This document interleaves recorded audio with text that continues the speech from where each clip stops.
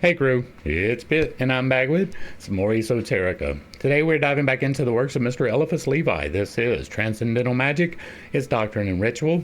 We are reading aloud and discussing as we go along the topics brought to light by the text. It is not the format for everyone, but people do find value in it, so you are more than welcome to tag along as we continue our exploration.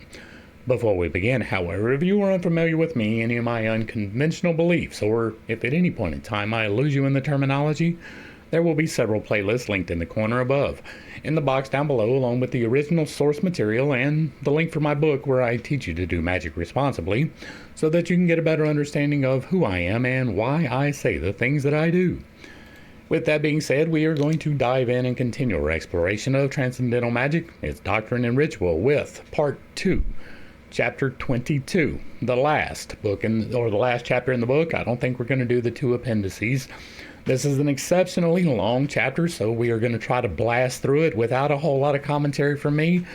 We have had a lot of commentary so far as we went through this book. This is the tarot, right? The Book of Hermes is the tarot, but it is not the Rider-Waite deck, right? This is something completely different. And so, let us dive in and continue. The Book of Hermes. We approach the end of our work and must here give the universal key and utter the final word. The universal key of magical works is the key of all ancient religious dogmas, the key of the Kabbalah and the Bible, the little key of Solomon. Now, this clavicle, regarded as lost for centuries, has been recovered by us, and we have been able to open the sepulchres of the ancient world, to make the dead speak. No, you haven't. You've told us quite literally yourself that you have not been able to make the dead speak. To behold the monuments of the past in all their splendor, to understand the enigmas of every sphinx, and to penetrate all sanctuaries. These are big claims, right? This is all big words, right? This clavicle, which is the information, regarded as lost for centuries, has been recovered by us. That is a big statement. That is saying that you have something that nobody else has had, right? We have been able to open the sepulchres of the ancient world, to make the dead speak. We just dealt with that. To behold the monuments of the past in all their splendor and understand the enigmas of every sphinx. Now, the enigmas of every sphinx, that's going to be a big one too. Enigmas are all the mysteries, and I'm going to just say this now. We don't know all the mysteries of every sphinx now, right? We only know of the one sphinx as far as I'm aware, right? And it is right out in front of Giza. And we have no clue about it. We have some ideas about what we think. We think that maybe it once had an animal head on it and it got retrofitted into a human head. We think that there may be chambers underneath it. They may even contain an emerald tablet. But none of that we know. And part of that, I'm going to go ahead and hit him right now. Zawi Hawass, or whatever the hell his name is, the one guy in Egypt that gets to play with the pyramids with any authority. He's an idiot that has absolutely no clue about anything, and so he should be stripped of his title ranks and live the rest of his life in complete and utter humiliation. And if you don't know who he is, that's fine, but if you do, you know exactly what I'm talking about. Back to the text. Among the ancients, the use of the key was permitted none but the high priest, and even its secret was confided only to the flower of the initiates. Now, this was the key in question. A hieroglyphic and numeral alphabet expressing by characters and numbers a series of universal and absolute ideas. Then a scale of 10 numbers multiplied by 4 symbols and connected with 12 figures representing the 12 signs of the zodiac, plus the 4 genii of the cardinal points. Now, I've already pointed out that this is not the current Rider-Waite-Smith deck that we use at all, right? There is some overlap in the designations, but the physical descriptions are not the same.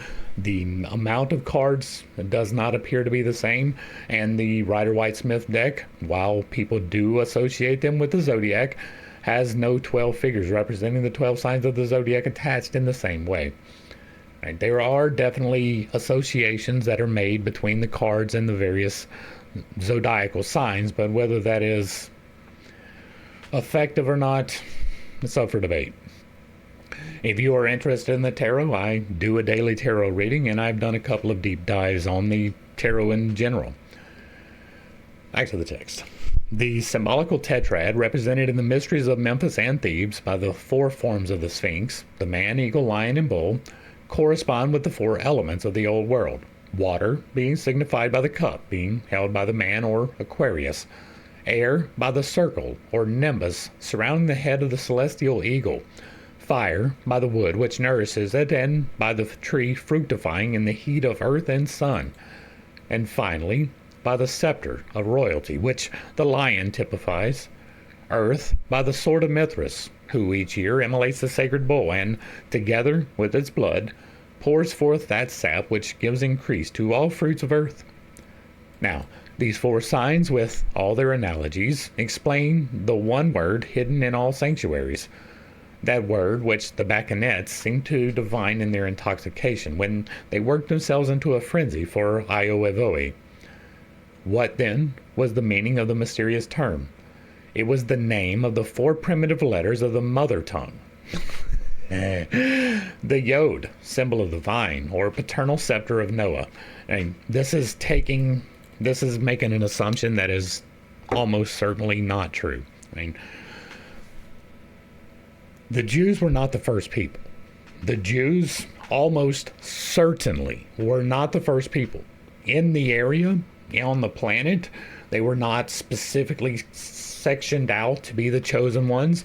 They were not the only ones saved from the biblical flood. There are way too many accounts by way too many different people and way too many different bloodlines for that to be a true thing. And that is completely disregarding the almost certain fact that Genesis, Exodus, Leviticus, Numbers, and Deuteronomy were not written by Moses, but instead during the Second Temple period after the return from the exile to Babylon.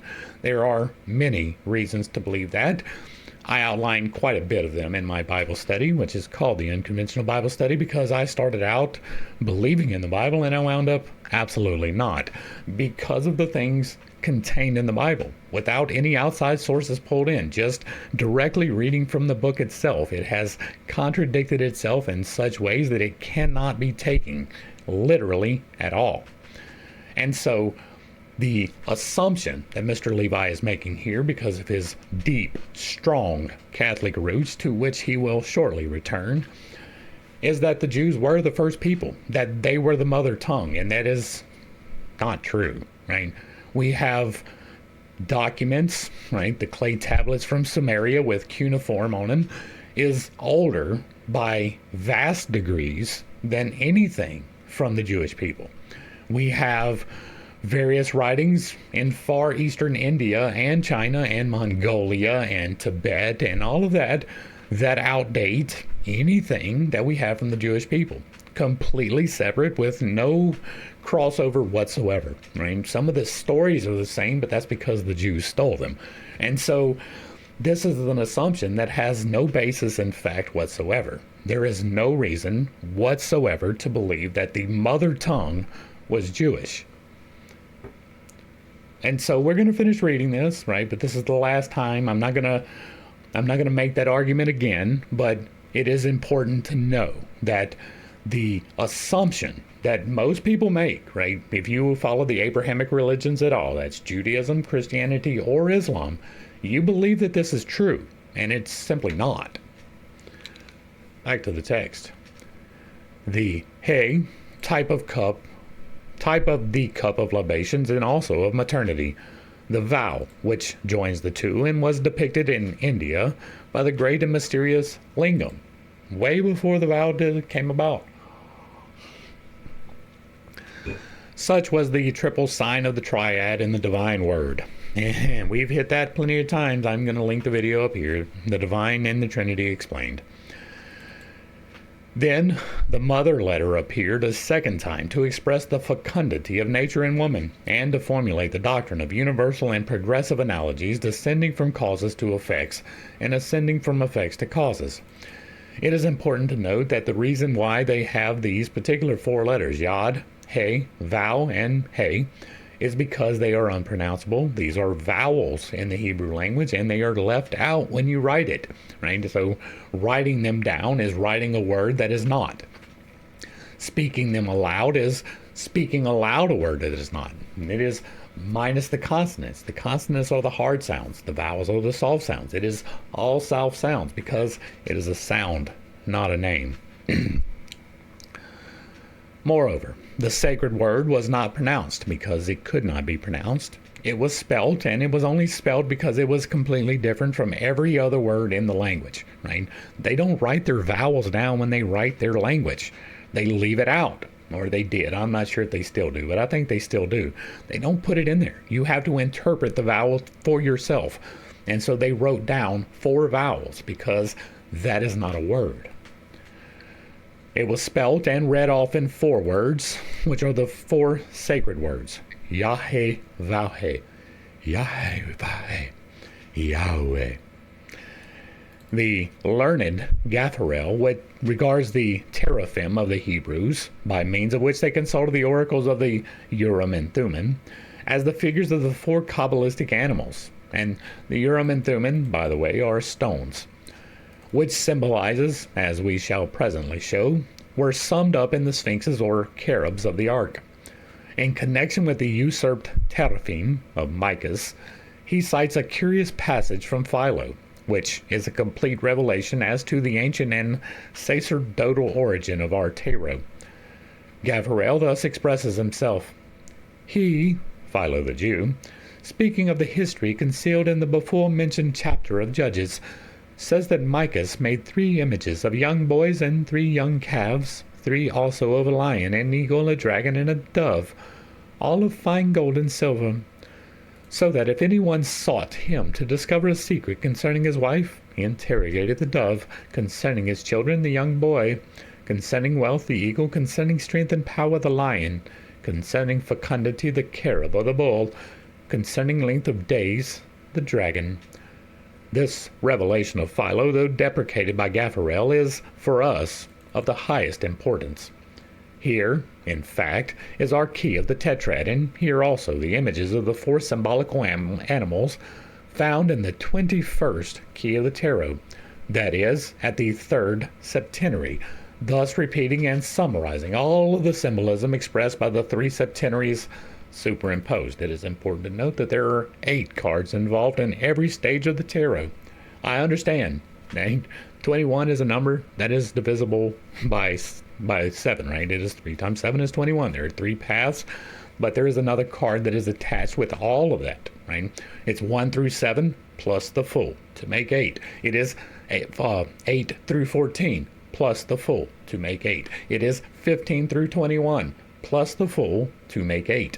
That is how it works. And I know that is completely subjective. That is me through my divine revelatory experience, but I have explained it in some extreme detail in the tarot videos. Right? Check out the playlist. It is the first video, if YouTube didn't mess it up. Next, the antagonism of colors expressed by the dove and the dragon, the circle or rota, formed by the dragon or serpent to typify length of days. Finally, the Kabbalistic divination of the entire tarot, as practiced in later days by the Egyptian Bohemians, whose secrets were divined and recovered imperfectly by Attilia. It is important to note that what he is saying right here, divined and recovered, is not that you talk to somebody, right? It is a divine revelation, much akin to what I claim, right? Now, my divine revelation is through intuition. It is not God himself spoke to me and told me to write something down or to say something, right? It is an intuitive flash that comes during the meditative process. And so what I have done is divined and recovered just as much as Attilia did, but I think it is probably a little bit more in the perfection side than the imperfect, even though I would not call it perfect. Right? I would not call anything that a human does perfect. We see in the Bible that the high priest consulted the Lord on the golden table of the Holy Ark between the cherubs, or bull-headed and eagle-winged sphinx. That is not true. That is emphatically not what is described in the book of Exodus. Right? The ark has cherubs, but they are not bull-headed or eagle-winged. Well, never mind. I might be reading this wrong. Right? Bull-headed and eagle-winged, maybe. I'm not sure that it is specific on that, but I'm pretty sure that the description was more of the human than the bull, right? They did have wings. They were extended above. They touched. There was a spot in the middle where the static electricity could congregate. That they consulted by the help of the Seraphim, Urim, and Thummim, and by the ephod. Now, the Seraphim, I am not positive what that is supposed to be, but the Urim and the Thummim is two stones. One was yes, one was no. And the ephod was a chest plate that the guy wore, and it had 12 stones embedded in it. And that was what enabled the Urim and the Thummim to work. So, now, it is known that the ephod was a magical square of 12 numbers and 12 words engraved in precious stones. It was the names of the tribes. That is true. I am not sure the numbers were attached, even though there is the association of the numbers with the letters in Hebrew, right? I don't think that they were written separately. The word Seraphim in Hebrew signifies hieroglyphs or figured signs. And each one of the stones was different, right? There was a different stone for each tribe, and each tribe had their name inscribed upon the stone, and then it was placed in the square on the chest piece. So that at least is true. The word Teraphim in Hebrew signifies hieroglyphs or figured signs. The Urim and Thummim were above and beneath, the east and west, the yes and no. And these signs corresponded to the two pillars of the temple, Yakin and Boaz. When, therefore, the high priest wished to consult the oracle, he drew by lot the Seraphim, or tablets of gold, which bore the images of the 4 sacred words, and placed them by threes round the rationale, or ephod, that is, between the 2 onyx stones which served as clasps to the little chains of the ephod. I'm not sure that this procedure is listed either, right?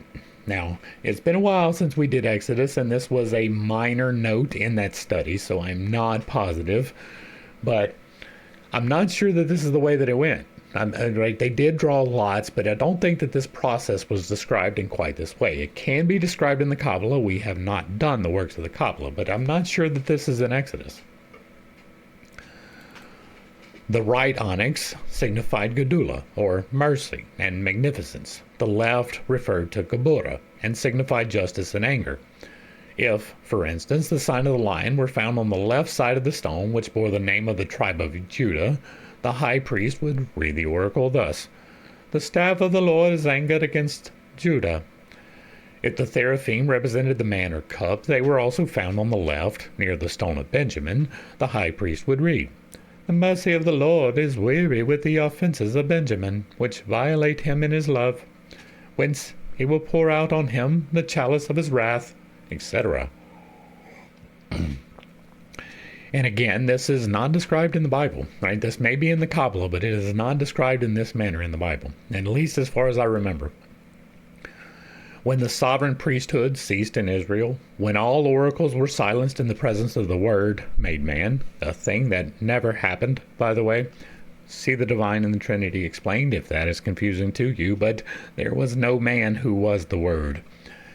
And speaking by the mouth of the most popular and mildest of sages, when the ark was lost, the sanctuary profaned, and the temple destroyed, the mysteries of the ephod and seraphim, no longer traced on gold and precious stones, were written, or rather drawn, by some learned Kabbalist on ivory, parchment, gilt, and silvered copper, and finally on simple cards, which were always suspected by the official church as enclosing a dangerous key to its mysteries. I do not have any reason to believe this, right? I've got a playlist up here. It's the tarot, right? Exploring the tarot. And I started off with my divine revelation and what I interpreted the cards on the path of ascension, right? That's the first video. The next 2 videos was me exploring the commonalities and the things about this. But in the first video, we did the history. We went back to look and see where the history came from, and it's not positive. There are a few cards that are accounted by Court de Gobelin, which we are about to read. There are a couple that are associated with India. There are a couple that are associated with Egypt, but there was not a complete set of any of them. There was no complete interpretation of any of them. There is no reason to believe that there was, in any way, a complete set of these cards and interpretations prior to the White Smith deck, right? The way that it was accumulated and put forth in those decks is different than in other places. Some of the other decks may have some veracity, but I was not able to verify at all any antiquated references to any of the tarot, right? Except for a couple of cards, like three, I think maybe 3 or 4, that we have from the Count de Gobelin, or the Court de Gobelin. There's nothing else, right? There's a couple that may have come from India. There's a couple that may have come from Egypt, but we do not have a full set at all. Now, once again, this may be something that is pulled from the Kabbalah. We haven't studied those works. But if so, it's not the same cards. It's not the same thing. It's not at all what is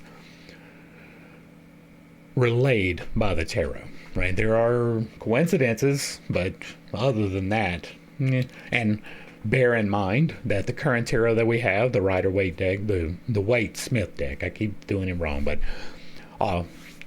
Mr. White was a Mason, and he was interpreting according to the things that the Masons believe, and the Masons do believe that the Jews were the first people in a large part, right? Their whole Hiram Abiff myth, the whole Solomon's Temple myth that they believe in has no verifiable reason to believe in them, at least as I've been able to discern.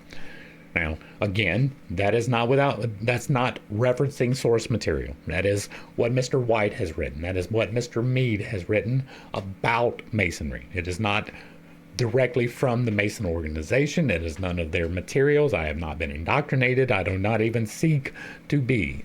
So, all right, let's get back to this. It's already getting long. Hence came those tarots, the antiquity of which revealed by the erudite Court de Gobelin by the science of hieroglyphs and numbers, so exercised later a doubtful perspicacity and persistent investigation of Attilia. Court de Gobelin, in the 8th volume of his Primeval World, gives the figure of the 22 keys and 4 aces of the tarot and demonstrates their perfect analogy with all the symbols of highest antiquity. Archetypes are a thing, that is true, and the major arcana do, in many ways, repeat those things, right? The patterns of the archetypes, right? The magician, the empress, the emperor, these are all archetypes. And so there is that is absolutely relayed by them, but 22 keys and 4 aces demonstrating the perfect analogy with all the symbols of the highest antiquity is going to be a big stretch. He subsequently endeavors to supply their explanation and goes astray naturally because he does not start from the universal and sacred tetragram, the Ioevoe of the Bacchanalia, the Yad-He-Vohe of the sanctuary, the Yah-He-Vohe of the Kabbalah. Attilia, or Aliette, preoccupied entirely by his system of divination and material profit to be derived from it, Aliette, former barber, having never learned French or even orthography, pretended to reform and thus appropriate the Book of Teote. In the tarot, now become very scarce, which he engraved, we find the following naive advertisement of the 28th card, the 8 of clubs. Attilia, professor of algebra and correctors, of the modern blunders of the ancient Book of Teote, lives in the Rue d'Assy, number 48, Paris. Attilia would have certainly done better not to have corrected the blunders of which he speaks. His books have degraded the ancient work discovered by Court de Gobelin into the domain of vulgar magic and fortune-telling by cards. Again, it is important to note that there was not some ancient mystery revealed by the Court de Gobelin. It was simply that he had a few cards. That's like, I haven't found anything to contradict that at all, and I looked. And it is also important to note that it certainly would have done better if Mr. Levi had not written this particular book, because he has not furnished truth. He proves nothing who tries to prove too much. Attilia furnishes another example of this old logical axiom. At the same time, His endeavors led him to a certain acquaintance with the Kabbalah, as may be seen in some rare passages of his unreadable works. The true initiates, who were Attilia's contemporaries, the Rosicrucians, for example, and the Martinists, who were in possession of the true tarot, as a work of St. Martin proves, where the divisions are those of the tarot, and this passage of an enemy of the Rosicrucians. Alright, so it is important to note several things here. Attilia's contemporaries may indeed have been the Rosicrucians, but we do not have records, right? We have records that they existed. We have a couple of legends that are associated with them, but we do not have direct records of the inner workings in any way, much as the same as we don't have the inner workings of Pythagoras, right? The inner workings of several of the other Gnostic groups. We don't know. We make assumptions. It is entirely possible that those assumptions are correct. The Rosicrucians are a secret society. They predate the Masons. The Masons are, to the best of my discernibility, the successors from the Rosicrucians who did not quite succeed in becoming the society that they wanted to be. It may be that they were in possession of a true tarot that was not relayed, but if so, they died with whoever had it. It is not something that we possess, right? They may have been in possession of the tarot, but that is an assumption that is being made. That is not something that is guaranteed. We do not know because we do not have the works to prove it at all. There is no record whatsoever. The works of St. Martin proves where the divisions are those of the tarot. This passage of an enemy of the Rosicrucians. So St. Martin was not a Rosicrucian, therefore where he proves is not the Rosicrucians proving anything. It may entirely be that they had a tarot. It may be that it was a more accurate one than the one we have now, or any of the versions that we have. But again, we do not have any evidence whatsoever to support any of those statements. Back to the text. They pretend to the possession of a volume from which they can learn anything that can possibly be found in other books, which now exist or may at any time be produced. If that were true, the Industrial Revolution would not have taken as long as it did to get here. Right? Like, that's the other thing about this, right? There's many problems with prophecy. See yesterday's video. But one of the other things is if it was actually a thing that you could do, somebody would be doing it to monetary gain, right? We would be getting great, significant leaps in technology. Way back in the days of the Count the Goblin. Like, if he had a true divinatory process by which this was possible, right? Learn anything that can possibly be found in other books. Are you accessing the Akashic records? Because that would be the only way to do that, right? That's written on the ether somewheres. That is not going to be contained in the tarot. You're not going to find any knowledge, right? You can find some reverberations of energies to come. Like, that's how I look at it, right? These possibilities exist, and the tarot is showing you the possibilities that exist so that you can make an informed choice. And even that is highly subjective. And so learning anything that can possibly be found in other books is a big statement. This volume is their reason, in which they find the prototype of everything that exists by the facility of analyzing, making abstractions, forming a species of intellectual world, and creating all possible beings. See the Philosophical Theosophical Microcosmic Cards, Conspiracy Against the Catholic Religion and Sovereigns, by the author of The Veil Raised for the Curious, Paris, Crepard. It's funny that he is using that particular reference.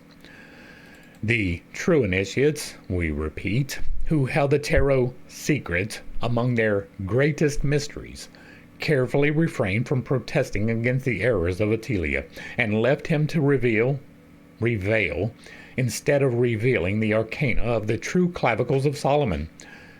Hence, it is not without profound astonishment that we have discovered intact and still unknown this key of all doctrines and all philosophies of the old world. I speak of it as a key, and such it truly is, having the circle of 4 decades as its ring, the scale of 22 characters for its trunk or body, and the 3 degrees of the triad for its wards. As such, it was represented by Pastel in his Key of Things Kept secret from the foundation of the world. I'm going to pop that out to put it on the list because that seems like it would be interesting. He indicates after the following manner the occult name of this key, which was known only to initiates. Tarot. Look at that. T-A-R-O. The word may be read rota, thus signifying the wheel of Ezekiel, or tarot, and then it is synonymous with the Azoth of the Hermetic philosophers. It is a word which Kabbalistically expresses the dogmatic and natural absolute. It is formed of the characters of the monogram of Christ, according to the Greeks and Hebrews. The Latin R, or Greek P, is found between the Alpha and Omega of the Apocalypse. The sacred Tao, image of the cross, encloses the whole word, as previously represented in our ritual. Without the tarot, the magic of the ancients is a closed book, and it is impossible to penetrate any of the great mysteries of the Kabbalah. The tarot alone interprets the magic squares of Agrippa and Paracelsus. That is a big statement, as we may satisfy ourselves by forming these same squares with the keys of the tarot. I can do something similar, so obviously it's exactly the same. And reading out the hieroglyphs thus collected, these are the 7 magical squares of the planetary genii, according to Paracelsus. And here we have Sudoku, right?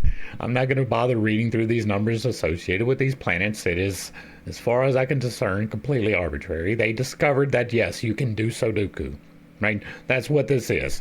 If you add all of these numbers up in the top column, it's the same number as you get from the second column or the first or second row.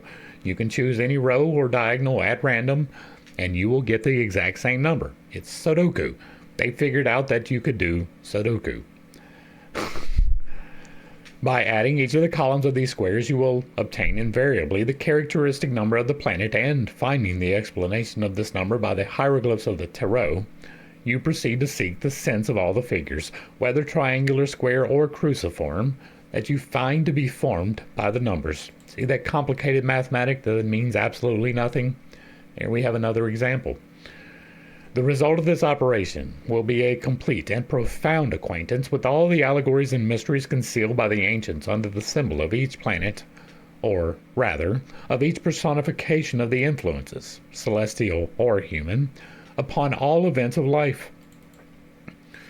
We have said that the 22 keys of the tarot are the 22 letters of the primitive Kabbalistic alphabet, and here follows a table of the variants of this alphabet according to the diverse Hebrew Kabbalists. I don't know the actual words, so I cannot tell you what the symbols mean, but being, mind, man, or God, that is a wide group, right? The comprehensible object, that is going to put this completely out of your realm, right? You cannot be the comprehensible object and be talking about God. God is beyond comprehension. Unity. Now that could be God. All things are indeed God. Mother of numbers, the first substance. All of these ideas are hieroglyphically expressed by the figure of the juggler. His body and arms form the letter Aleph. Round his head there is a nimbus in the form of the infinity, the emblem of life and the universal spirit. In front of him are swords, cups, and pentacles, and he uplifts the miraculous rod to heaven. He was a youthful figure in curly hair, like Apollo or Mercury. The smile of confidence is on his lips and the look of intelligence in his eyes. That's going to be the magician, right? Just judging by the description, even though it is not necessarily identical. Next, the house of God and man, the sanctuary, the law, the gnosis, Kabbalah, the occult church, the duad, wife, mother. Hieroglyph of the tarot, the female pope. A woman crowned with a tiara, wearing the horns of the moon and Isis, her head enveloped in a mantle, the solar cross on her breast, and holding a book on her knees, which she conceals within her mantle. A Protestant author of a pretended history of Pope Joan has met with and used, for good or bad, in the interest of his thesis, 2 curious and ancient figures of the female pope or sovereign priestess of the tarot. These 2 figures ascribe to her all of the attributes of Isis. In one, she is carrying and caressing her son Horus. In the other, she has long and thin hair. She is seated between two pillars of the duad, has a sun with 4 rays on her breast, places one hand upon a book, and makes the sign of the sacerdotal esotericism with the other.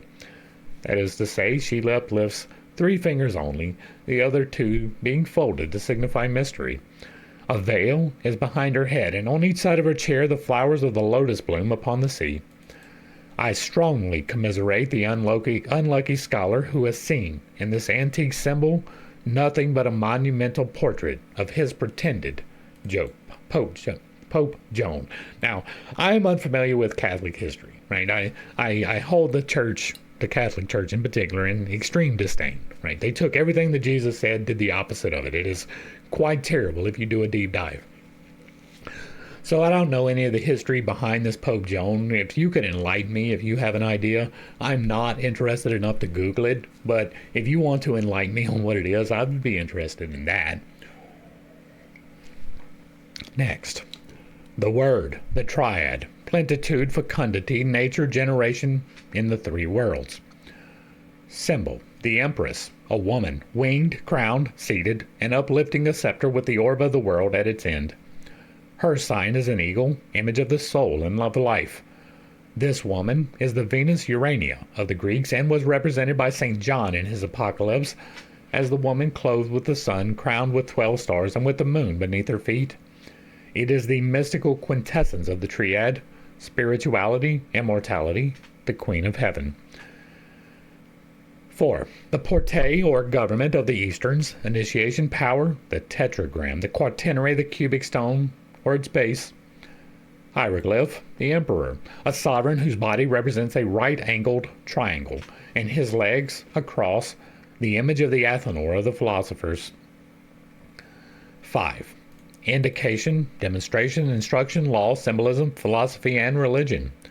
Hieroglyph, the Pope, or Grand Hierophant.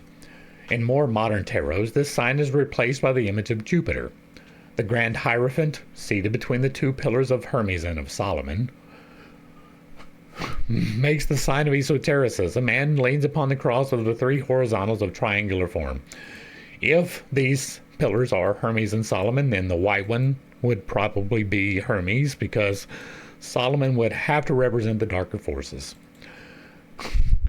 2 inferior ministers kneel before him, having above him the capitals of the 2 pillars, and below him the 2 heads of the assistants. He is thus the center of the quinary, and represents the divine pentagram, giving its complete meaning. Yeah, sure, card number 4 represents the divine pentagram. Absolutely, you fucking idiot. As a fact, the pillars are necessity or law, the heads liberty or action. A line may be drawn from each pillar to each head. A line may be drawn from each pillar to each head, and 2 lines from each pillar to each of the 2 heads. Thus, a square, divided by a cross into 4 triangles, is obtained. You can connect the dots however you want. And in the middle of this cross is the Grand Hierophant. We might almost say that's the chariot, like the garden spider in the center of his web, were such a comparison becoming to the things of truth, glory, and light. I don't know, comparing the Pope to a spider would be a very good representation. 6. I'm on 5 or 6, I don't even remember. Sequence. Interlacement, lingam, entanglement, union, embrace, strife, antagonism, combination, equilibrium. Hieroglyph, man between vice and virtue. Above him shines the sun of truth, and in this sun is love, bending his bow, and threatening vice with his shaft. In the order of the 10 Sephiroth, this symbol corresponds to Tippereth, that is, to idealism and beauty. The number 6 represents the antagonism of the 2 triads, that is, absolute negation and absolute affirmation. It is therefore the number of toil and liberty, and for this reason it connects also with moral beauty and glory. Next, weapon, sword, cherub's sword of fire, the sacred septenary, triumph, royalty, priesthood. Hieroglyph, a cubic chariot with 4 pillars and an azure and starry drapery. In the chariot, between the four pillars of Victor, crowned with a circle, adorned with three radiant golden pentagrams. Upon his breast are three superimposed squares. On his shoulders, the Urim and Thummim of the sovereign sacrificer, represented by the two crescents of the moon in Gedula and Geburah. In his hand is a scepter surmounted by a globe, square and triangle. His attitude is proud and tranquil. A double sphinx, or two sphinxes, joined at the lower parts, are harnessed to the chariot. They are pulling in opposite directions, but one is turning his head so that they are looking in the same direction. That is not at all what we have currently, right? This is not the current, right? This is that they are pulling together in the current iteration. The sphinx with the head turned is black and the other is white. On the square which forms the forepart of the chariot is the Indian lingam, surmounted by the flying sphere of the Egyptians. This hieroglyph, which we reproduce exactly, is perhaps the most beautiful and complete of all those which are comprised in the clavicle of the tarot. Next, balance, attraction and repulsion, life, terror, promise, and threat. Hieroglyph, justice, with sword and balance. That is a very brief description you got there. Next, good, horror of evil, morality, and wisdom. Hieroglyph, a sage, leaning upon his staff, holding a lamp in front of him, and completely enveloped in his cloak. The inscription is the hermit, or capuchin, on account of the hood of his oriental cloak. The true name, however, is prudence. He thus completes the four cardinal virtues which seemed imperfect to Court de Goblin and Atelia. Next, principle, manifestation, praise, manly honor, phallus, virile fecundity, paternal scepter. And that's represented by the wheel of fortune. The penis is represented by the wheel, you say. Hieroglyph, the wheel of fortune, that is to say the cosmogonical wheel of Ezekiel. That is not to say the same thing. With a Hermanubis ascending on the right and Typhon descending on the left, and a Sphinx in equilibrium above, holding a sword between his lion's claws, an admirable symbol disfigured by Atelia, who replaced Typhon by a wolf, Hermanubis by a mouse, and the Sphinx by an ape, an allegory characteristic of Atelia's Kabbalah. Next, the hand in the act of grasping and holding. Hieroglyph, strength, a woman crowned with a vital infinity, closes quietly and without effort, the jaws of a raging lion. Next, example, instruction, public teaching. Symbol, a man hanging by one foot with his hands bound behind his back so that his body makes a triangle with apex downwards, and his legs across above the triangle. The gallows is in the form of the Hebrew Tao, and the two uprights are trees, from each of which 6 branches have been lopped. We have previously explained the symbol of sacrifice and the finished work. The hanged man is about a new perspective. Next, the heaven of Jupiter and Mars, domination and force, new birth, creation, and destruction. Hieroglyph, death, reaping crowned heads in a meadow where men are growing. Next, the heaven of the sun, climates, seasons, motion, changes of life, which is ever new, yet ever the same.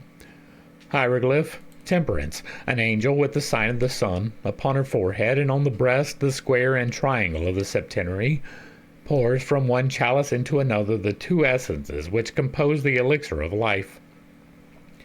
Next, the heaven of Mercury, occult, science, magic, commerce, eloquence, mystery, and moral force. Hieroglyph, the devil, the goat of Mendes, or the Baphomet of the temple, with all his pantheistic attributes. This is the only hieroglyph which was properly understood and correctly interpreted by Atelia.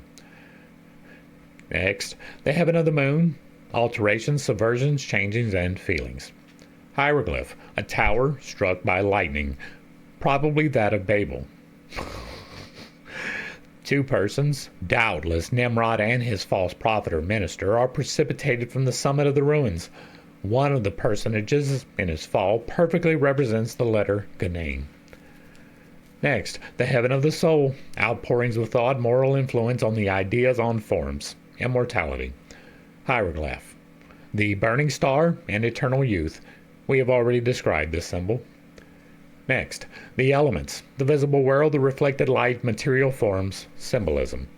Hieroglyph, the moon, dew, a crab rising in the water towards land, a dog and wolf barking at the moon and chained to the base of two towers, a path lost in the horizon and sprinkled with blood.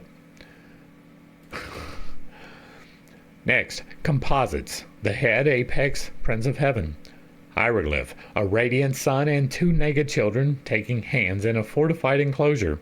The other tarot substitute a spinner unwinding destinies, and others again, a naked child mounted on a white horse and displaying a scarlet standard.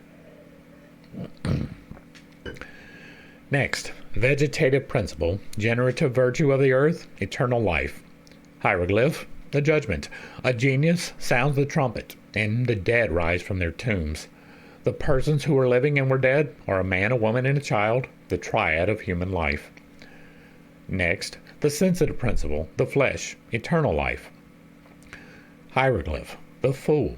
A man in the garb of a fool, wandering without aim, burdened with a wallet, full, no doubt, of his follies and vices, because that's what you put in a wallet. His disordered clothes discover his shame. He is being bitten by a tiger and does not know how to escape or defend himself. And again, that is not what we have. Next, the microcosm, the sum of all in all. Hieroglyph, Cathur, or the Kabbalistic crown, between the four mysterious animals. In the middle of the crown is truth, holding a rod in each hand. Such are the 22 keys of the tarot, which explain all its numbers. Thus, the juggler, or key of the unities, explains the four aces with their quadruple progressive signification in the three worlds, and in the first principle. So also the ace of deniers, or of the circle, is the soul of the world. The ace of swords is militant intelligence. The ace of cups is loving intelligence. The ace of clubs is creative intelligence. They are also the principles of motion, progress, fecundity, and power. Each number, multiplied by a key, gives another number, which, explained in turn by the keys, represents the philosophical and religious revelation contained in each sign. Now, each of the 56 cards can be multiplied in turn by the 22 keys. A series of combinations thus result, giving all the most astonishing conclusions of revelation and of light. It is a truly philosophical machine which keeps the mind from going astray while leaving its initiative and liberty. It is mathematics applied to the absolute, the alliance of the positive and the ideal, a lottery of thoughts as exact as numbers, perhaps the simplest and grandest conception of human genius. The mode of reading the hieroglyphs of the tarot is to arrange them in a square or triangle, placing equal numbers in antagonism and conciliating them by the unequal. Four signs invariably express the absolute in a given order and are explained by a fifth. Hence, the solution of all magical questions is the pentagram, and all antinomies are explained by harmonious unity. So arranged, the tarot is a veritable oracle and replies to all possible questions with more precision and infallibility than the android of Albertus Magnus. An imprisoned person with no other book than the tarot, if he knew how to use it, could, in a few years, acquire universal knowledge, and would be able to speak on all subjects with unequaled learning and inexhaustible eloquence. That is a big statement that is almost certainly not true. In fact, this wheel is the true key to the oratical art and the grand art of Raymond Lully. It is the true secret of transmutation of shadows into light. It is the first and most important of all the arcana of the great work. By means of this universal key of symbolism, all allegories of India, Egypt, and Judea are illuminated. The Apocalypse of St. John is a Kabbalistic book, the sense of which is rigorously indicated by the numbers of the Urim, Thummim, Teraphim, and Ephod, which are all resumed and completed by the tarot. The old sanctuaries have no longer mysteries, and the significance of the objects of the Hebrew cultus is for the first time comprehensible. Who does not perceive in the golden table, crowned and supported by cherubim, which cover the Ark of the Covenant, the same symbols as those of the 21st tarot key. It could not possibly be because they created the tarot key to represent the cherubim. It couldn't possibly be that. It has to be the other way around. The Ark was a hieroglyphical synthesis of the whole Kabbalistic dogma. It included the yod or blossoming staff of Aaron, the hay or cup, the gomor containing the manna, the 2 tables of the law, an analogous symbol to that of the sword of justice.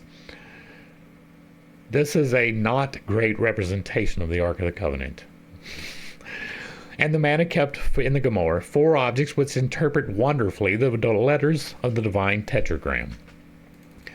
Gaffarel has learnedly proved that cherubim or cherubs of the ark were in the likeness of bulls, but what he did not know was that instead of 2 there were 4, 2 at each end, as the text expressly says, though it has been misconstrued for the most part by commentators.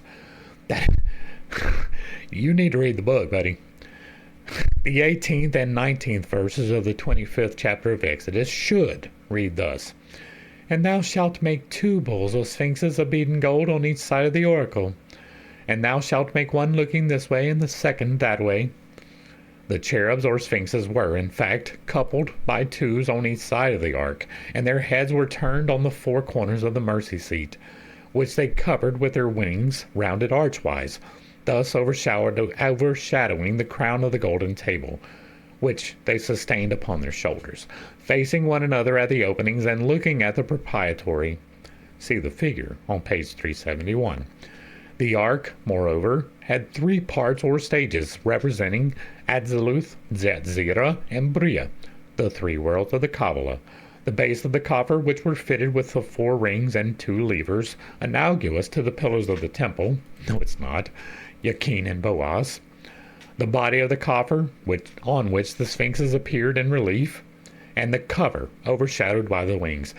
That is not how it's described. There are statues on the lid, right? That's what the cherubim was. It was not carved into the side. It was a statue attached to the lid. There was 2 of them facing each other, described by the text, and holding their wings together, right? They touched over the center of the ark. There was a hollow spot in the middle where static electricity would gather. The base represented the kingdom of salt, to use the terminology of the adepts of Hermes. The coffer, the realm of Mercury, or Azoth. The cover, the realm of sulfur, or of fire. The other objects of the cultists were not less allegorical, but would require a special treatise to describe and explain them. St. Martin, in his natural table of the correspondences between God, man, and the universe, followed, as we have said, the divisions of the tarot, given an extended mystical commentary upon the 22 keys, but he carefully refrained from stating whence he derived his plan, and from revealing the hieroglyphics on which he commented. Postel showed similar discretion, naming the tarot only in a diagram of the key to his arcana, and referring to it in the rest of his book under the title of the Genesis of Enoch. The personage of Enoch, author of the primeval sacred book, is in effect identical with that of Teote among the Egyptians, Cadmus among the Phoenicians, and Palmades among the Greeks. That is an assumption, maybe true, maybe not. We have obtained, in an extraordinary manner, a 16th century metal, which is the key of the tarot. We scarcely know whether to state that this metal and the place where it was deposited were shown to us in the dream by the divine Paracelsus. In any case, the metal is in our possession. On one side it depicts the juggler in a German costume of the 16th century, holding his girdle in one hand and with the other the pentagram. On a table in front of him, between an open book and a closed purse, are 10 deniers, or talismans, arranged in 2 lines of 3 each and a square of 4. The feet of the table form 2, and those of the juggler 2 inverted. The averse side of the metal contains the letters of the alphabet, arranged on a magical square as follows. There's the square. It will be observed that this alphabet has only 22 letters, and the V and N being duplicated, and that it is arranged in 4 quinaries and a quaternary for bass and key. The 4 final letters are 2 combinations of the duad and triad read Kabbalistically. They form the word Azoth by rendering to the shapes of the letters their value in primitive Hebrew, taking N for Z as it is in Latin, V for the Hebrew vowel, which is pronounced O, between 2 vowels, or letters having the value of vowels, and X for the primitive Tao, which had precisely the same figure. The entire tarot is thus explained in this wonderful metal, which is worthy of Paracelsus, and we hold it at the disposal of the curious. The letters, arranged by 4 times 5, are summed by the words analogous to that of Yahweh or Enri, and containing all the mysteries of the Kabbalah. The Book of the Tarot being of such high scientific importance, it is desirable that it should not be further altered. We have examined the collection of ancient tarots preserved in the Imperial Library, and have thus collected all the hieroglyphs of which we have been given description. An important work still remains to be done, the publication of a really complete and well-executed exemplar. We shall, perhaps, undertake the task. Thankfully, someone else did that. Vestiges of the tarot are found among all nations. As we have said, the Italian is perhaps the most faithful and best preserved, but it may be further perfected by precious indications derived from the Spanish varieties. The 2 of Cups, for example, in the Naive, is completely Egyptian, showing 2 archaic vases with ibis handles superimposed upon a cow. The unicorn is represented in the middle of the 4 of the deniers. The 3 of Cups exhibits the figure of Isis issuing from a vase, while 2 ibises issue from 2 other vases, one with a crown for the goddess and one holding a lotus, which he seems to be offering for her acceptance.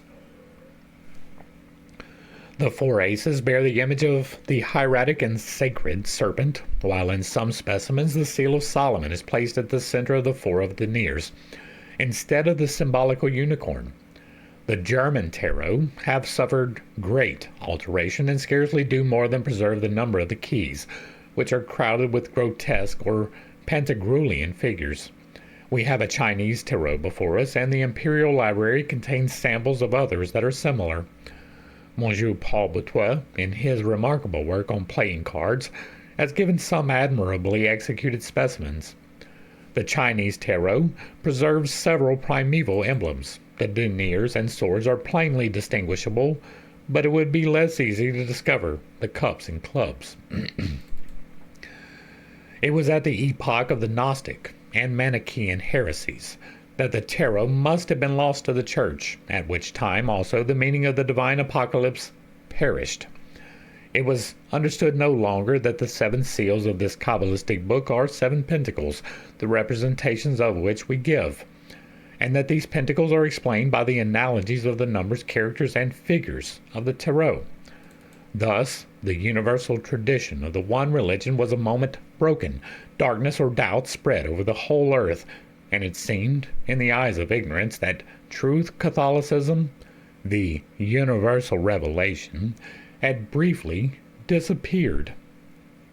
The explanation of the Book of St. John by the characters of the Kabbalah will be an entirely new revelation, though foreseen by several distinguished magi, one among whom, Monsieur Augustin Cahot, thus expresses himself. The poem of the Apocalypse presupposes in the young evangelist a complete system and traditions individually developed by himself. It is written in the form of a vision and binds in a brilliant framework of poetry the whole erudition, the whole thought of African civilization. An inspired bawd, the author touches upon a series of ruling events. He draws in bold outlines the history of society from cataclysm to cataclysm, and even further still. The truths which he reveals are prophecies brought from far and wide, of which he is the resounding echo. He is the voice which cries, the voice which chants the harmonies of the desert and prepares the paths for the light. His speech peals forth with mastery and compels faith, for he carries among savage nations the oracles of Io, and unveils him who is firstborn of the sun, for the admiration of civilizations to come. The theory of the 4 ages is found in the Apocalypse, as is found in the books of Zoroaster and in the Bible. The gradual reconstruction of primeval federations, and of the reign of God among peoples emancipated from the yoke of tyrants and the bonds of error, are clearly foretold for the end of the 4th age, and the renovation of the cataclysm, exhibited at first from afar, even unto the consummation of time. The description of the cataclysm and its duration, the new world emerging from the waves and spreading in all its beauty under heaven, the great serpent bound for a time by an angel in the depths of the abyss, finally the dawn of that age to come, prophesied by the Word, who appeared to the apostle at the beginning of his poem. His head and hairs were white like wool, as white as snow, and his eyes were as flame of fire, and his feet like unto fine brass, as if they burned in a furnace, and his voice as the sound of many waters. And he had in his right hand 7 stars, and out of his mouth went a sharp 2-edged sword, and his countenance was as the sun shineth in his strength. Such is Ormuz, Osiris, Corian, the Lamb, and Christ. The Christ, the Ancient of Days, the man of the time, and the river, celebrated by Daniel. These are all different things. He is the first and the last, who was and must be, Alpha and Omega, beginning and end. Negative. He holds the keys of the mysteries in his hands. He opens the great abyss of the central fire, where death sleeps. The apocalyptic key, the 7 seals of St. John. His canopy of darkness, where sleeps the great serpent, awaiting the awakening of the ages. The author connects the sublime allegory of St. John with that of Daniel, wherein the 4 forms of the Sphinx are applied to the chief periods of history, where the man-son, the word light, consoles and instructs the seer. The prophet Daniel beholds a sea, tossed by the 4 winds of heaven, and beasts differing from one another come out from the depths of the ocean. The empire of all things on earth was given them for a time, 2 times, and the dividing of time. They are 4 who so come forth. The first beast, symbol of the solar race of seers, comes from the region of Africa, resembling a lion and having eagle's wings. The heart of a man was given it. The second beast, emblem of the northern conquerors, who reigned by iron during the 2nd age, was like unto a bear. It had 3 ribs in its mouth of it between the teeth of it, images of the 3 great conquering families, and they said unto it, Arise, devour much flesh. After the apparition of the 4th beast, there were thrones raised up, and the Ancient of Days, the Christ of seers, the Lamb of the first age, was manifested. His garment was of dazzling whiteness, his head radiant. His throne, whence came forth living flames, was borne upon burning wheels. A flame of swift fire shone in his countenance. Legions of angels or stars sparkled round him. The judgment was set. The allegorical books were opened. The new Christ came with the clouds of heaven, and came to the Ancient of Days, and there were given him power, honor, and a kingdom over all peoples, tribes, and tongues. Then Daniel came near unto one of them that stood by, and asked him the truth of all of this. And it was answered him that the 4 beasts were 4 powers which should reign successively over the earth. Monsieur Kehoe proceeds to explain a variety of images, strikingly analogous, which were found in almost all sacred books. His observations at this point are worthy of remark. We touched briefly in yesterday's video the problem with prophecy on this, but there is contained within the mythologies of pretty much every people a destruction cycle. Now, the clearest that we have of that is contained in the works of Plato, which we have read, Timaeus and Critias. He describes Atlantis and the cataclysmic events which led to its downfall. What is recorded there is that Plato recorded that Solon told him, whose grandfather told him, that he went to Egypt and learned from a priest that there is a cycle of disasters. 1 fire, 1 water, that comes with a somewhat regular interval, and it completely destroys the earth, and very few people make it. This is a repeated disaster that is recorded by other people, but nowhere near as clearly as that, right? That is the allegory being talked about here, right? Daniel was aware of this. Ezekiel was aware of this. It was relatively new knowledge in those times, if they existed as written, which is up for debate. But the 12,000 year disaster cycle, I have a video. I'll try to remember to link it up here, but if not, it's the 12,000 year disaster cycle, where we bring in scientific reasons why this is something that we can probably expect to happen within our lifetime. If that is interesting to you, I highly suggest you check that out. That is the explanation for these prophecies. It is not somebody coming back to judge you, to cast you into a lake of fire. Back to the text. In every primitive logos, the parallel between physical correspondence and moral relations is established on the same roots. All right, now logos is the word of creation. It is an understanding, right? So in part, this is true because it is an understanding, but in another part, it is the word of creation, and so less true. All right, in every primitive logos, the parallel between physical correspondences and moral relations is established on the same roots. Each word carries its material and sensible definition, and this living language is as perfect and true as it is simple and natural in man the creator. Let the seer express by the same word, slightly modified, the sun, day, light, truth, and applying the same epithet to a white sun and to a lamb. Let him say lamb or Christ instead of sun, and sun instead of truth, light, civilization.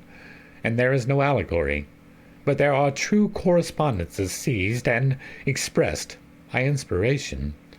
But when the child of night say in their incoherent and barbarous dialect, sun, day, light, truth, lamb, the wise correspondence so clearly expressed by the primitive logos becomes effaced and disappears, and by simple translation, the lamb and the sun become allegorical beings, symbols. Remark in effect that the word allegory itself signifies, in Celtic definition, change of discourse, translocation. The observation we have made applies exactly to all barbarous cosmogonical language. Seers made use of the same inspired radical to express nourishment and instruction. Is not the science of truth the nourishment of the soul? Thus, the scroll of papyrus, or the book, eaten by the book prophet Ezekiel, the little volume which the angel gave as food to the author of the Apocalypse, the festivities of the magical palace of Asgard, to which Gangler was invited by Ha the Sublime, the miraculous multiplication of 7 small loaves narrated by the evangelist of the Nazarene, the living bread which Jesus' Son gave to his disciples to eat, saying, "This is my body," and a host of similar occurrences are a repetition of the same allegory, the life of souls who are nourished by truth, truth, which multiplies without ever diminishing, but, on the contrary, increases in the measure that it nourishes. Exalted by a noble sentiment of patriotism, dazzled by the idea of an immense revolution, let a revealer of hidden things come forward and seek to popularize the discoveries of science among gross and ignorant men, destitute of the most simple elementary notions. Let him say, for example, that the earth revolves, and that it has a shape like an egg. What resource has the barbarian who hears him except to believe? Is it not plain that every proposition of this nature becomes for him a dogma on high, an article of faith? And is not the veil of the wise allegory sufficient to make it a mythos?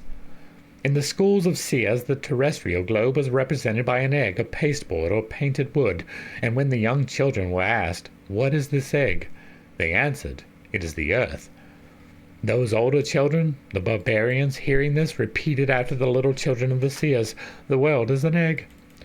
But they understood thereby the physical material world, and the seers of the geographical ideal image world, created by mind and the logos. As a fact, the priest of Egypt represented mind, intelligence, Kneph, with an egg placed upon his lips to express clearly that the egg was here only a comparison, an image, a mode of speech. Kumantu, The philosopher of Isor-Vadam explains, after the same manner to the fanatic Bianch, what must be understood by the golden egg of Brahma. We must not wholly despair of a period which still concerns itself with these serious and reasonable researches. We have cited these pages of Monsieur Cahot with great mental satisfaction and profound sympathy. Here is no longer the negative and desolating criticism of Dupuy and Volney, but tendency towards one faith and one worship, connecting all the future with all the past. It is the exoneration of all great men falsely accused of superstition and idolatry. It is, finally, the justification of God himself, that Son of intelligences who is never veiled for just souls and pure hearts. Great and preeminent is the seer, the initiate, the elect of nature, and of supreme reason, cries the author once more in concluding what we have just cited. His alone is the faculty of imitation, which is the principle of its perfection, while its inspiration swift as lightning flash, direct creations and discoveries. His alone is a perfect word of conformity, propriety, flexibility, wealth, creating harmony of thought by physical reaction, of thought whereof the perceptions, still independent of language, ever reflect nature exactly reproduced in his impressions, well judged and well expressed in his correspondences. His alone is light, science, truth, because imagination, confined to its passive secondary part, never governs reason. The natural logic which results from comparison of ideas, which come into being, extend in the same proportion as his needs, and because the circle of his knowledge enlarges thus by degrees without intermixture of false judgments and errors. His alone is a light infinitely progressive, because the rapid multiplication of population, after terrestrial renovations, composes in a few centuries a new society in all the imaginable moral and political correspondences of its destiny. And we might add, his alone is absolute light. No man of our time is immutable in himself. He changes no more than nature, in which he is rooted. The social conditions which surround him alone determine the degree of his perfection, of which the bounds are virtue, holiness of man, and his happiness in the law. After such elucidations, will anyone ask the utility of the occult sciences? Will they treat with the disdain of mysticism and illuminism these living mathematics, these proportions of ideas and forms, this revelation permanent in the universal reason, this emancipation of mind, this immutable basis provided for faith, this omnipotence revealed to will? Children, in search of illusions, are you disappointed because we offer you marvels? Once a man said to us, "Rise up the devil and I will believe in you." We answered, "You ask too little. We will not make the devil appear, but vanish from the whole world. We will chase him from your dreams." The devil is ignorance, darkness, chaotic thought, deformity. Awake, sleeper, in the Middle Ages, see you not that it is day? See you not the light of God filling all nature? Where now will the destroyed prince of perdition dare to show himself? It remains for us to state our conclusions and to define the end and application of this work in the religious and philosophical order, and the order of positive and material realizations. As regards the religious order, we have demonstrated that the practices of religious worships cannot be indifferent, that the magic of religions is in their rites, and that their moral force is the triadic hierarchy, and that the base, principle, and synthesis of the hierarchy is unity. We have demonstrated the universal unity and orthodoxy of dogma, clothed successively by various allegorical veils, and we have followed the truth, saved by Moses, from profanation in Egypt, preserved in the Kabbalah of the prophets, emancipated by the Christian schools from the slavery of the Pharisees, attracting all the poetic and generous aspirations of Greek and Roman civilization, protesting against a new Pharisaism more corrupt than the first, with the great saints of the Middle Ages and the bold thinkers of the Renaissance. We have exhibited, I say, that truth always universal, always living, all alone, conciliating reason and faith, science and submission. The truth of being demonstrated by being, of harmony demonstrated by harmony, of reason manifested by reason. By revealing for the first time to the world the mysteries of magic, we have not sought to revive practices entombed beneath the ruins of ancient civilizations, but would say to humanity in our day that it is also called to create itself immortal and omnipotent by its works. Liberty does not offer itself and must be seized, says a modern writer. It is the same with science, for which reason to divulge absolute truth is never useful to the vulgar. But at an epoch when the sanctuary has been devastated and has fallen into ruins because its key has been thrown over the hedges to the profit of no one, I have deemed it my duty to pick up that key, and I offer it to him who can take it. It is important to note that the sanctuary that he is talking about is the Catholic Church, and he did indeed deem it his duty to pick up that key and to offer it. In his turn, he will be doctor of the nations and liberator of the world. Fables and leading strings are needed and will always be needed by children, but it is not necessary to those who hold the leading strings should also be children, lending a ready ear to fables. Let the most absolute science, let the highest reason become the possession of the chiefs of the people. Let the priestly art and the royal art take up once more the double scepter of antique initiations, and the world will reissue from chaos. Burn no more holy images, destroy no more temples. Temples and images are necessary for man. That is a big one. And I disagree, right? The entirety of creation is the temple of God, and while you can designate this place as a place of worship, and you can make it beautiful, you'll never make it as beautiful as God's work. You'll never make it as beautiful as the tree growing in my front yard. Simply not a possibility. It can be beautiful, but it can never reach the perfection of living, growing creation. It's simply not possible. And images have their use. They're good for allegories. They're good memory cues. But they are not knowledge. And they definitely should not be worshipped. But drive out the merchants from the house of prayer. Let the blind no longer be leaders of the blind. Reconstruct the hierarchy of intelligence and holiness, and recognize only those who know as the teachers of those who believe. Our book is Catholic, and if the revelations it contains are likely to alarm the conscience of the simple, we are consoled by the thought that they will not read them. And once again, we have a reaffirmation of what I have been seeing in this book the whole time, stated quite plainly. Mr. Levi never left the church. We write for unprejudiced men and have no wish to flatter irreligion any more than fanaticism.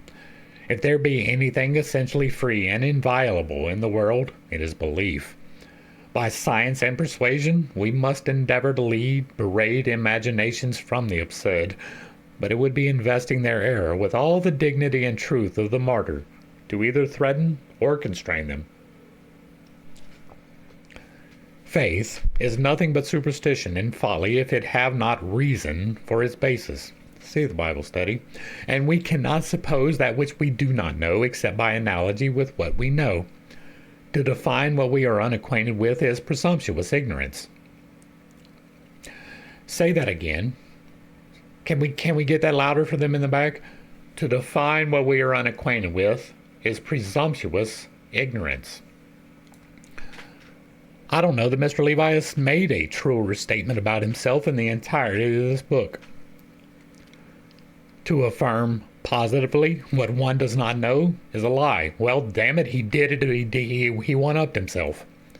Right? He has done nothing in this book about truth. Right? There have been a few pieces of truth in it, much like the Bible contains a little bit of truth, but for the most part, this is definitely a misleading volume. If that is confusing, fall back to the beginning of this and watch it all the way through. So is faith an aspiration and a desire. so be it. I desire it to be so. Such is the last word of all the professions of faith. Faith, hope, and charity are three such inseparable sisters that they can be taken for one another. Thus, in religion, universal and hierarchic orthodoxy, restoration of temples in all of their splendor, reestablishment of all ceremonies in their primitive pomp, hierarchic instruction of symbols, mysteries, miracles, legends for children, light for grown men who will beware of scandalizing little ones in the simplicity of their faith. This, in religion, is our whole utopia, and it is also the desire and need of humanity. Coming now to philosophy, our own is that of realism and positivism. Being is by reason of the being, of which no one doubts. All exists for us by science. To know is to be. Science and its objects become identified in the intellectual life of him who knows. To doubt is to be ignorant. Now, a thing of which we are ignorant does not as yet exist for us. To live intellectually is to learn. Being develops and amplifies by science. The first conquest of science and the first result of the exact sciences is the sentiment of reason. The laws of nature are algebraic. Thus, the sole reasonable faith is the adhesion of the student to theorems, the entire essential justice of which is outside his knowledge, though its applications and results are sufficiently demonstrated in his mind. Thus, the true philosopher believes in what is, and does not admit a posteriori that all is reasonable. But no more charlatanism is in philosophy, no more empiricism, no more system, the study of being and its compared realities, a metaphysic of nature. Then away with mysticism, no more dreams in philosophy. Philosophy is not poesy, but the pure mathematics of realities, physical and moral. Leave unto religion the freedom of its infinite aspirations, and leave it in turn to science the exact conclusions of absolute experimentalism. Man is the son of his works. He is what he wills to be. He is the image of God he makes. He is the realization of his ideal. Should his ideal want basis, the whole edifice of his immortality collapses. Philosophy is not the ideal, but it serves as a foundation for the ideal. The known is for us the measure of the unknown. By the visible, we appreciate the invisible.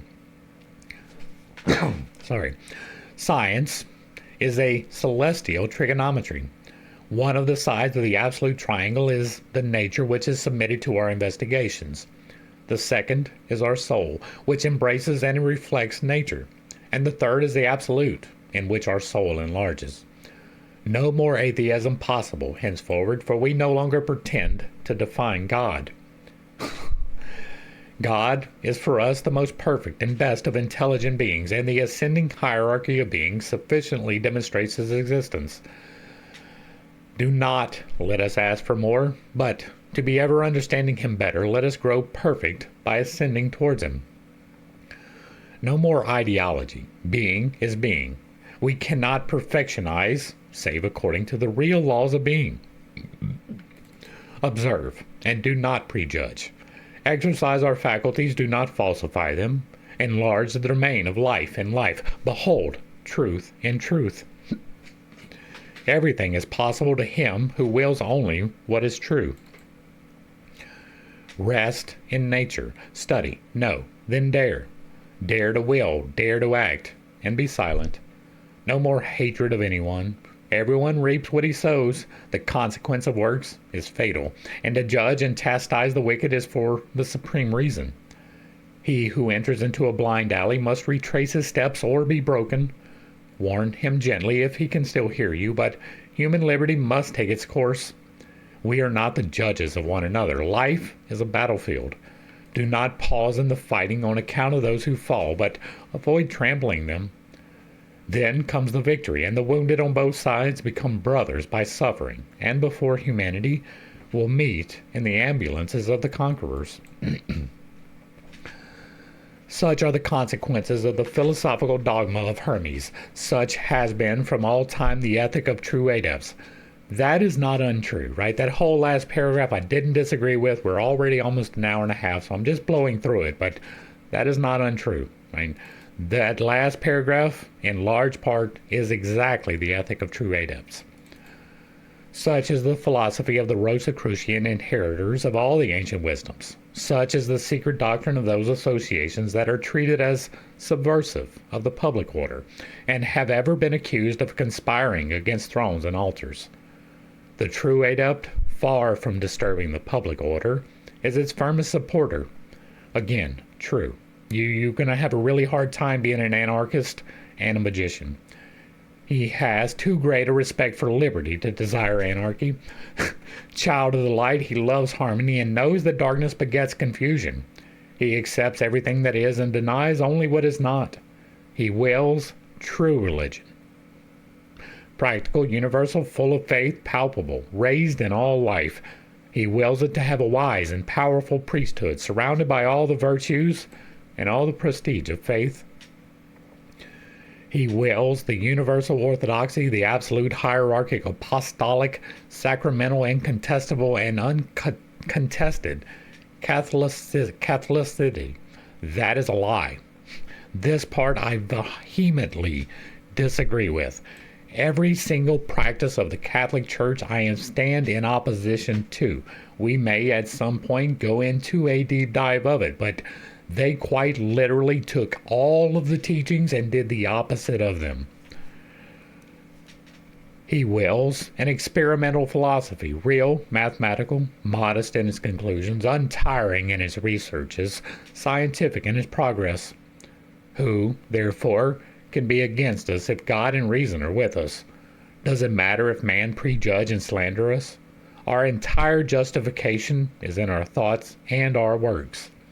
We come, not like Oedipus, to destroy the Sphinx of symbolism. We seek, on the contrary, to resuscitate it.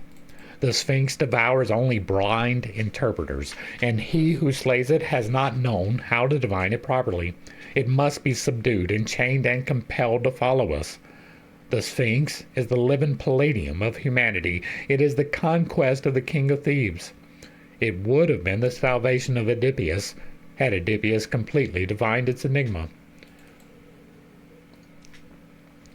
In the positive and material order, what may be concluded from this work? Is magic a force which science may abandon to the boldest and wickedest? Is it a cheat and falsehood of those who are skilled in fascinating the ignorant and the feeble? Is the philosophical mercury the exploitation of credulity by address? Those who have understood us know already how to answer these questions. In these days, magic can be no longer the art of fascinations and illusions. Those only who wish to be deceived can be deceived now. But the narrow and rash incredulity of the last century is denied in totality by nature itself. We are environed with prophecies and miracles. Doubt once unwisely denied them. Now, science explains them.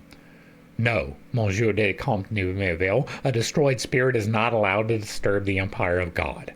No, things unknown cannot be explained by things impossible. No, invisible beings are not permitted to deceive, torment, seduce, and even kill the living creatures of God.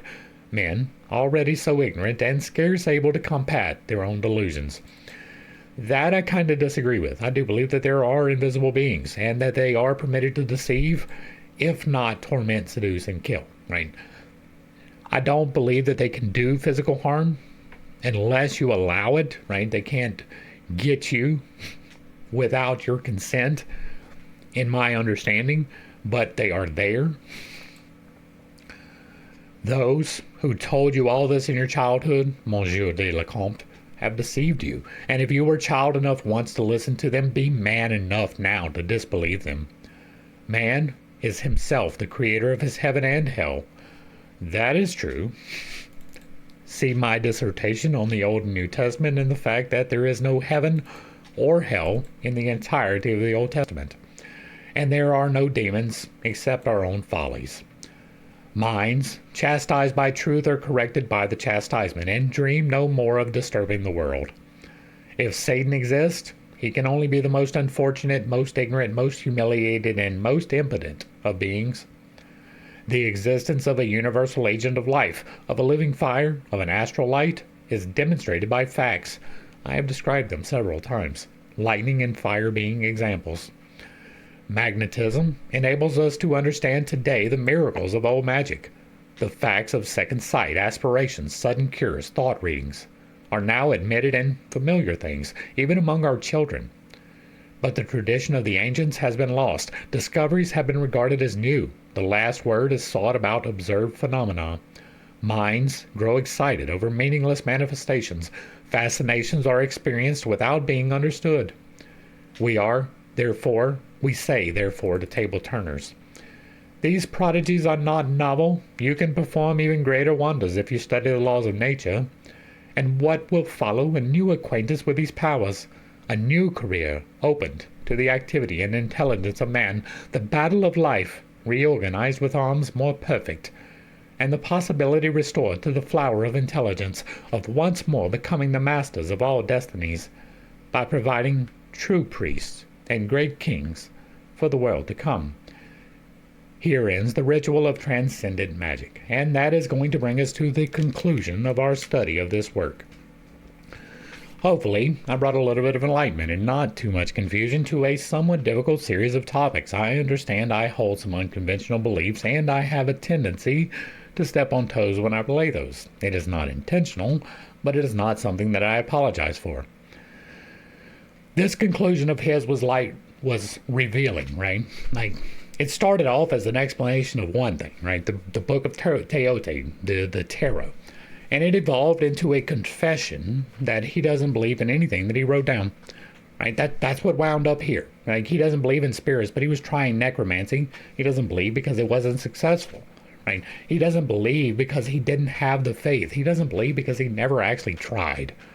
Right? He was holding himself back. He was a Catholic to his core. He had no intention whatsoever of being truthful and honest.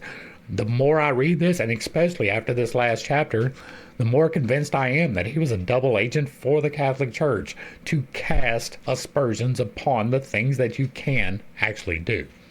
Because there are things that you can actually do. Right? We talked about them all the way through this. I have healed myself. Right? I asked for healing. I got shown how to heal myself. It was a divinely revelatory process through intuition. I didn't have any spirits come and tell me. I didn't have God himself come and tell me. It was a flash of inspiration that came during the meditative process, and it worked. I healed my throat. I healed my shoulder. I healed my back. I'm healing my leg. All of these things are real, right? I'm not 3 months in on this leg, and I can work with it, right? It's not fully 100% good yet, but it's almost there. I'm almost back to the point where I'm going to resume running. It is what it is. I'm working to heal myself faster. Now, you can say that it's just the body. I'm fine with that. You don't have to believe me. You can say whatever you want. I don't care. People can call me crazy. I don't care. I can do things that you can't. And it's that simple. I can influence other people. I don't, but I can. I can influence the weather. I don't, but I can. I have. I can influence myself. I have. I do. It is a practice. It is a path, and you're never a master of it. I don't like to use the word never, but I'll probably never call myself a master because there's always something else to learn. There's always a new key, a new piece that you're missing. Like I just, like last week, got a new key, right? The warm and cold breath. That was a key. You know, it's not a very effective one. It doesn't do a whole lot, but having the key makes a difference when you're trying to interpret the information. So the more keys I get from this, the more we can interpret. Already, from the things we have learned, some of the older playlists are close to irrelevant now. I mean, not entirely, because the part that I say has been consistent all the way through. But some of the things that we have learned, right? When we did the science of logic, I learned how to put things into the proper context to describe them in the way that is actually effective so that we can understand what the logos is. See the video at the top. These things are important. The exploration of these things is important. I believe that these things are possible because I have done them. I have seen them from another person. I have done them for myself. I believe that it's possible. You can call me crazy. I'm fine with that. Everybody can believe I'm crazy. I am fine with that. I know the truth. And when you got the truth, You don't go back to the lie. That was his problem. He never had the truth. He never had the understanding. He didn't do the work. He was a lazy man. You can tell by his countenance. He was a deceitful man. You can tell by his book. And he was not an honest, true adept.